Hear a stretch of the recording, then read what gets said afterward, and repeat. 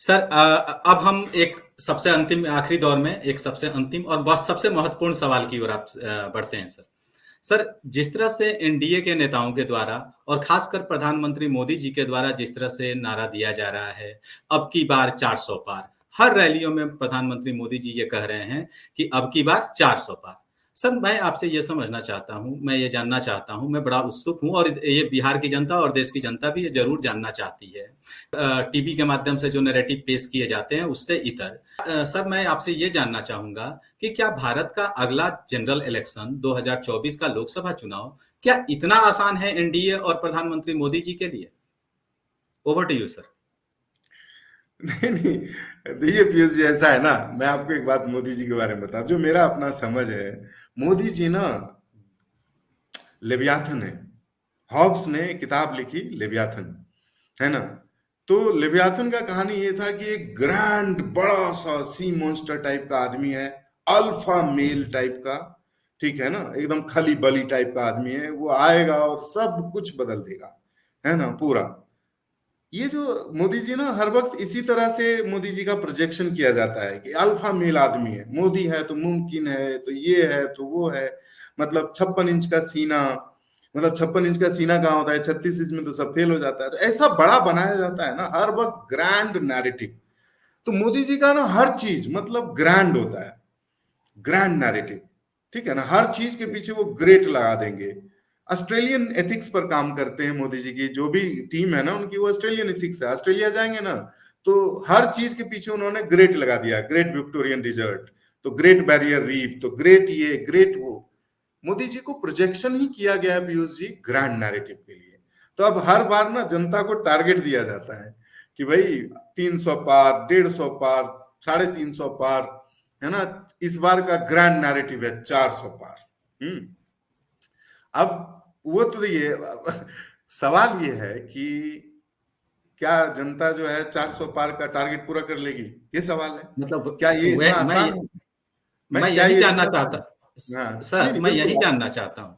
मैं यही जानना चाहता हूँ कि भारत इतनी विविधताओं वाला देश है, उत्तर से दक्षिण, पूरब से पश्चिम, और वहाँ पे जिस तरह से ये टारगेट 400 का दिया जा रहा है, मैं ये समझना चाहता हूँ कि क्या सच में पीयूष इतना मैं तो आसान है? पीयूष जी, मैं एक बात कहूं, सबसे जी। पहला सवाल मुझे यही समझ में आता है कि अभी तक बीजेपी राष्ट्रीय पार्टी इन प्रिंसिपल नहीं बन पाई है। अभी तक वो सब नेशनल पार्टी है ना। क्योंकि अभी तक साउथ ऐसे बहुत सारे स्टेट हैं जहां बीजेपी ने कभी सरकार ही नहीं बनाया, है ना। बहुत सारे स्टेट साउथ इंडिया में, तो अभी अभी तो केरल तो बिल्कुल छूटा हुआ है ना। अभी बंगाल बिल्कुल छूटा हुआ है। आपने सरकार अभी, जब तक हर राज्यों में कांग्रेस क्यों नेशनल पार्टी है, क्योंकि हर राज्यों में उसकी सरकार है, रही है, इतिहास में रही, आज नहीं है अलग बात है, लेकिन रही है। तो बीजेपी तो सबसे पहले एक सब नेशनल पार्टी है अभी तक, है ना।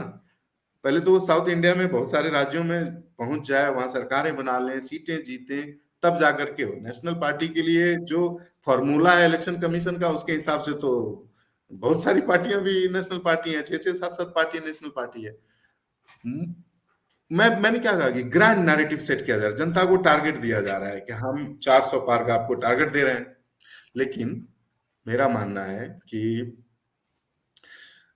अभी फिलहाल ये सरकार, मोदी जी खुद भी इस बात को समझते हैं बहुत ज्यादा, वो पॉलिटिकली बहुत कैलकुलेटिव आदमी है, उनको ये पता चल गया है कि ये आसान रास्ता नहीं है। क्योंकि एंटी इनकम्बेंसी या प्रो इनकम्बेंसी ये सब सवाल नहीं है। सवाल ये है कि ये भारत की जनता है, ये थकती बड़े जल्दी है, ठीक है ना। मोदी ये ना प्रयोग करती रहती है। भारत की राजनीति में सबसे ज्यादा अगर प्रयोग किया है तो भारत की जनता ने किया है ना। मतलब हर दशक के बाद एक प्रयोग आपको दिखेगा कि दिख रहा है कि प्रयोग हो गया नया। तो यहाँ पर मतलब 70 के बाद तो आपको प्रयोग ही प्रयोग दिखते हैं। तो मुझे नहीं लगता है, क्योंकि अगर ऐसा होता पीयूष जी, है ना, तो अगर ऐसा है कि मोदी जी 400 पार का नारा जो है ना वो एकदम सफल होने वाला है, तो इसका मतलब तो ये तय बात है कि 300 प्लस तो सीट उनको आना ही है ना। ये तय मान चुके हैं वो। तो ऐसा नहीं है, उन्होंने लोग, कई लोग, एक दोस्त मेरा बोला क्या कि 400 पार का टारगेट दिया जा रहा है कि 350 तक जो है खींच के गिरते गिरते भी सरकार बन जाएगी। लेकिन अगर आप चीजों को देखें। सरकार तो 300 के अंदर भी बन जाएगी सर। 272 पे बन जाएगी, है ना, वही वही 272 पे बन जाएगी, वो तो हाफ वे है। जी सवाल ये नहीं है, सवाल ये है कि अभी मोदी जी का जो मैं बॉडी लैंग्वेज देखता हूँ, उनका पॉलिटिकल नैरेटिव देखता हूँ, है ना, वो उसमें हमको ये नहीं दिखता है कि वो एकदम स्वीपिंग आर्गुमेंट लेके आए हैं। अगर मोदी जी इतना वेल एक्सेप्टेड लीडरशिप हो गया है उनका, तो वो रैली क्यों कर रहे हैं? हाँ पीयूष जी, वो क्यों जा रहे हैं लोगों के पास? है, उनका पूरा नेटवर्क तो बता ही रहा है, सरकार तो बता ही रही है, लोग देख ही रहे हैं काम मोदी जी का, तो मत जाए, रैली नहीं करें। लेकिन ऐसा नहीं है, वो किसी भी पॉलिटिकल पार्टी से ज्यादा कॉन्शियसली मेहनत कर रहे हैं, क्योंकि उनको भी पता है कि ये लोकतंत्र है ना, इसमें 400 पार, 300 पार और 500 पार नहीं होता। जनता अपने हिसाब से, अपने कैलकुलेशन के हिसाब से काम करती है, और आने वाले समय में ना आपको बहुत चीजें बदलती दिखेंगी। आप देखिएगा कि ये भी आपको, बिहार में इन लोगों ने कहा 40 का 40 सीट, 40 का सीट तो 19 में नहीं जीते आप, है ना, तभी एक सीट कम हो गया। आप कहेंगे एक सीट का क्या वैल्यू है, तो फिर 40 सीट का क्या वैल्यू है ना? अगर एक एक सीट का वैल्यू है, और बिहार में जिस तरह से आप दोनों ही पार्टियों की रैली में देख रहा हूं, मुझे तो लग रहा है कि दोनों बराबर चल रहे हैं अभी, है ना, 50-50 चल रहा है। ये संभव है कि 50-50 हो जाए। अगर 50-50 बिहार में हो गया, मैं तो ये नहीं समझ, आप पीयूष जी अगर 400 पार का नारा इतना ही बेहतर है, तो मुझे तो ये नहीं समझ में आ रहा है कि बीजेपी का टिकट लोग वापस क्यों कर रहे हैं।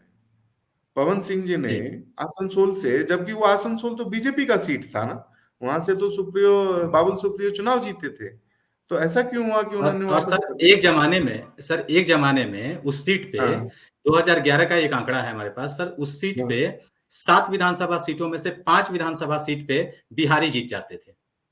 ये बताइए। वैसी सीट है। वैसी सीट, वैसा सीट से पवन सिंह जो है, और वो इतना भोजपुरी का जो है जाना माना अभिनेता है, तो सिंगर है, वो टिकट वापस कर दे रहे हैं, क्यों कर दे रहे हैं, है ना? तो ऐसा नहीं, और ऐसा एक बार नहीं हुआ है, एक जगह नहीं हुआ है, कई जगहों पर हुआ है, कई जगह। तो मोदी जी जो है ना, नए लोगों को लाने के लिए सिर्फ पुराने लोगों को नहीं हटा रहे हैं, नए लोगों को, ये भी कहा जा रहा है कि नहीं जी हम तो नए लोगों को लाते हैं, नए लोगों को सिर्फ नहीं ला रहे हैं आप पुराने लोगों को हटा रहे हैं, क्योंकि आपको पता है कि उन लोगों का परफॉर्मेंस इंडेक्स ठीक नहीं है। ठीक है, और आप कह रहे हैं 400 पार, 400 पार में 120 सीट तो अकेले साउथ इंडिया में है? महाराष्ट्र में 48 सीट है, बंगाल में। हाँ, तब एक अंतिम बात मैं कहूंगा आपको पीयूष जी, समय आपके पास भी कम है ना, जी सर। कि अभी मोदी जी के लिए कांटों भरा रास्ता है, कांटों भरा, क्योंकि आप कुछ भी करेंगे, हर पॉलिटिकल पार्टी अपने आप में एक कॉन्स्टिट्यूएंसी रखता है जनता का, ठीक है ना, उसकी कॉन्स्टिट्यूएंसी से लोगों को निकाल के लाना ये आसान नहीं होगा, राइट, इतना आसान नहीं है। इसीलिए 400 पार का ये सिर्फ ग्रैंड नैरेटिव मैं बोलता हूँ इसको, कि ये टारगेट है ना, वो टारगेट को अचीव करने के लिए लोग रखते हैं, ताकि जनता भी को भी लगे कि भाई, और कार्यकर्ताओं के लिए टारगेट है कि 400 पार का टारगेट रखना है ना। लेकिन जनता तो 200 पार करेगी कि 150 पार करेगी कि 300 पार करेगी, वो तो जनता ही तय करेगी। और मोदी जी को ये बात पता है, अगर नहीं पता होता तो वो पॉलिटिकल रैलीज नहीं किया करते, है ना, वो इतनी मेहनत नहीं किया करते। वो, अच्छा, एक और चीज ऑब्जर्व जी करेंगे कि अभी मोदी जी जो बेतिया में भाषण दे रहे हैं, वहां पर वो परिवारवाद ये वो सब तो बोल ही रहे हैं, साथ में अपना राम मंदिर वाला जो है वो नैरेटिव भी सेट कर रहे हैं, है ना, एक कि और उन्होंने दिया है सर, एक एक और नई बात जो आज के जमाने में फिर से आ रही है, अभी हाल के दिनों से वो शुरू हुई है। मोदी जी जो है विकसित भारत का जो सपना है 2047 में, उसको रखने की कोशिश कर रहे हैं। और आज उन्होंने कहा कि विकसित भारत का सपना विकसित बिहार के बिना पूरा नहीं हो सकता। ये एक नया उन्होंने नहीं, नारा इस बार ये इस बार देने की कोशिश की। ये ये देखिए, हर मैं इलेक्शन में हो जाता है सर, ये हर इलेक्शन में मोदी जी जो है कुछ नया और ग्रैंड, जो ये आप बातें कर रहे थे वो ग्रैंड लेके चले आते हैं। अब उलझे रहो आप, जो है 2047 में ये नारा पूरा होगा। अब 2047 में ना, पिछले बार उन्होंने और ये सर देखिए, उनका जी जो पॉलिटिकल स्टाइल है ना, वो हर वक्त, मैंने क्या कहा कि वो हर वक्त एक नयापन लेके आते हैं कि ड्रीम ड्रीम जो है ना, सपना, ठीक है जी ना, सपना से लोग जागेगा तभी ना रियलिटी देखेगा, जो वास्तविक जीवन है ना। और उम्मीद, उम्मीद मोदी जी ना, मोदी जी का पॉलिटिक्स में एक फंडामेंटल चीज आप ऑब्जर्व करेंगे, उम्मीद। वो उम्मीद बहुत तगड़ा देते हैं लोगों को कि जी 2047 में विकसित भारत हो जाएगा, हम 5 ट्रिलियन की इकोनॉमी हो जाएंगे, है ना, हम ये हो जाएंगे, हम वो हो जाएंगे, हम विश्व गुरु हो जाएंगे। हम कहाँ बने विश्व गुरु, है ना। हम ये नहीं कह रहे हैं कि भारत में सामर्थ्य नहीं है, हमारा देश बहुत सामर्थ्यवान देश है, इसमें कोई समस्या ही सर। नहीं है। सर अटल लेकिन बिहारी आपको वाजपेयी, जी सर, मैं अटल बिहारी एक वाजपेयी के जमाने में भी भारत को विकसित बनाने का बड़ा ये प्रचार किया गया। और आपको बता दें सर कि 2020 में वो विकसित भारत होने वाला था, डेवलप्ड नेशन। ये अटल बिहारी वाजपेयी जब प्रधानमंत्री थे तब किया जा रहा था। वही और कह फिर रहा हूं से ना अब कि, ये विकसित भारत 2.0 नरेंद्र मोदी जी लेकर आए हैं।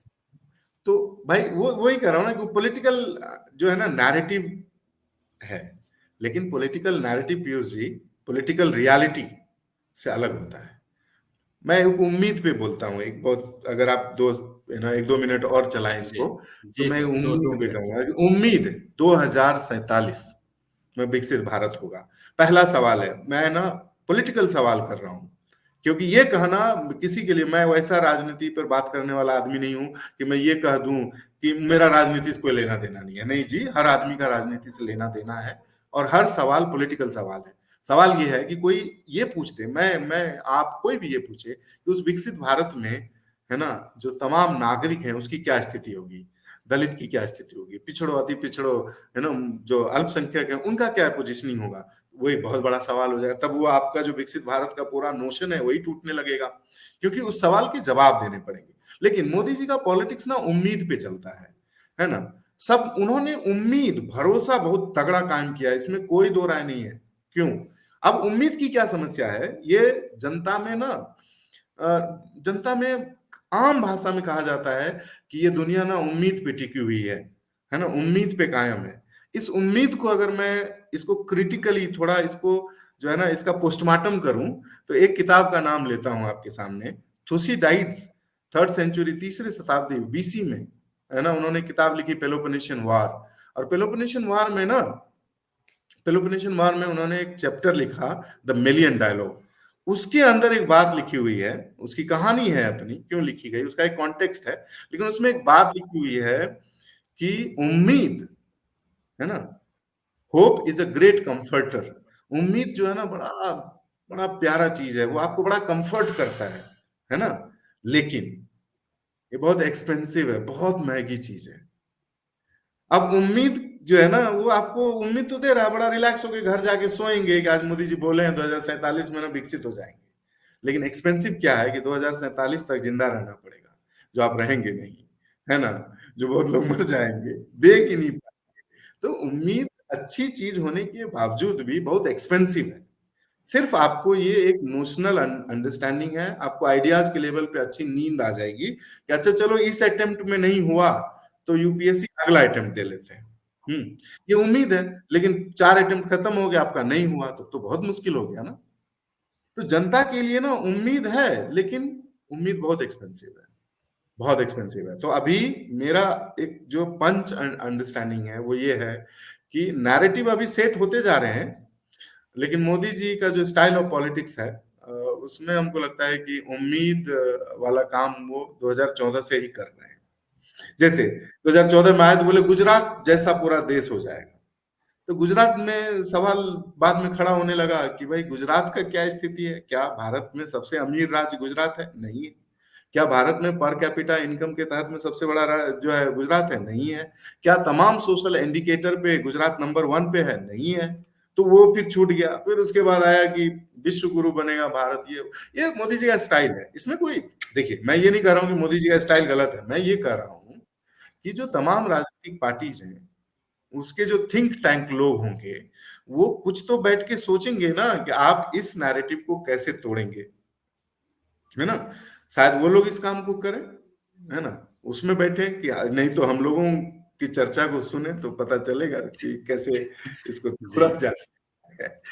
जी, धन्यवाद। आज इस चर्चा को हम यहीं विराम देंगे। उम्मीद बहुत एक्सपेंसिव है। और अगर आपको हमारा वीडियो पसंद आया हो तो हमारे चैनल को सब्सक्राइब, लाइक, कमेंट, शेयर करना ना भूलें और बेल आइकन दबाना भी ना भूलें। हमारे चैनल को फेसबुक, एक्स और इंस्टाग्राम पर भी जरूर फॉलो कर लें और अपना फुल सपोर्ट दें।